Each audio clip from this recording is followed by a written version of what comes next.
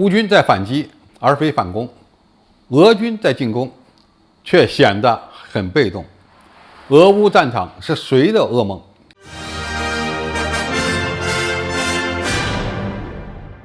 观众朋友、网友朋友，大家好，我是费延爽。最近一段时间，俄乌两军在乌克兰战场上的鏖战出现了一些新的变化。我们可以用一句话来形容：乌军在反击而非反攻，俄军在进攻却很被动。那么，俄乌战场正在变成谁的噩梦呢？我们先来看看俄罗斯方面所取得的进攻成果。俄罗斯军宣布在顿巴斯地区攻占了2处战略要地，也就是2个重要的居民点。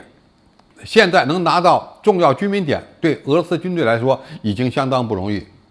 而这2个地方呢，又的确非常重要。其中一个是位于顿涅茨克的佩斯基，拿下佩斯基使乌军在这一地区的前线地位严重恶化，也为俄军全面占领顿巴斯打下了基础。另外一个要点是哈尔科夫的乌迪，俄军拿下乌迪之后，实际上就打开了从西北进攻哈尔科夫乌军的大门。如果俄军能够攻占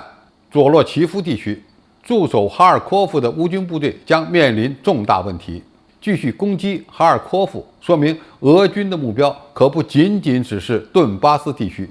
从当前俄军的进攻态势来看，在顿涅茨克地区这一主攻方向上采取了多点开花的策略，对巴赫穆特和顿涅茨克、斯拉维扬斯克、克拉马托尔斯克、谢弗尔斯克、阿夫杰耶夫卡等重要城市同步发起攻势。但是面对乌军多年构筑的防御工事，俄军想取得突破性进展也不太容易，因为俄军没有这么多的兵力来支撑全面开花。下面我们再来看看乌克兰在战场上所取得的成果。相比于在顿巴斯地区的守势，乌军在赫尔松地区虽然没有发起全面反击，但是几乎掐断了俄军的补给线。最近他们接连摧毁的补给线包括安东诺夫斯基大桥、赫尔松南部的辛卡霍夫卡大坝的公路桥。自此，俄军在赫尔松的补给线仅剩下2座浮桥，而这2座浮桥很难支撑俄军的消耗。据新闻周刊报道，俄罗斯军队已经将第聂伯河西岸的指挥部移驻到东岸，两岸俄军正面临着补给困难。此外，乌军在敌后的破坏工作和远程火箭炮的打击正在见效。继俄军在克里米亚的空军基地发生大爆炸之后，位于半岛北部的一个俄罗斯军事基地的弹药库也被炸了。俄境内和库尔斯克核电站相接的6座高压输电塔也被炸毁。吕西昌斯克市区的俄军总部大楼被炸，克里米亚的瓦尔迪斯克的机场被炸。卢甘斯克州的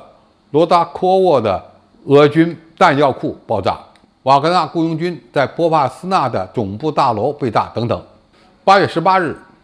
克里米亚大桥附近也传出了爆炸声，附近的克赤市已经启动了防空系统。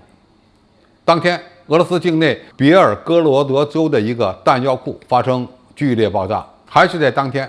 克里米亚的塞瓦斯托波尔港内的一座机场发生爆炸，而该机场有40多架不同类型的飞机停放，估计呢损失也不会小。克里米亚遭袭可能标志着一条新战线的开辟，这将意味着战争的重大升级，并可能会进一步消耗俄罗斯的资源。现在克里米亚当地的民众纷纷逃往俄罗斯境内，这对乌军来说也算是一种成功。然而俄乌冲突真正的危机可能不在战场上，而是在经济层面。相比于俄罗斯在西方制裁下所面临的经济发展困境，乌克兰出现的危机可能是最要命的。乌克兰政府目前拿到手的税收只占国家预算的40%，而支付的军费比例超过了60%，每个月的赤字更是高达50亿美元。乌克兰财政部长表示，由于军费和税收收入之间的差距不断扩大，西方援助的资金流入缓慢，乌克兰在支付士兵工资、购买武器和弹药方面遇到了困难，不得不依赖印钞来解决问题。而隐藏的后果将是通货膨胀和经济危机，还会造成严重的债务违约，最终呢瓦解乌克兰行政机构的有效运行。所以，单从军事的层面看，俄乌冲突，乌克兰似乎有得有失，俄罗斯似乎有点打不动了，还遭遇了乌克兰军队敌后作战的不断破坏。但是，只要俄罗斯再坚持几个月，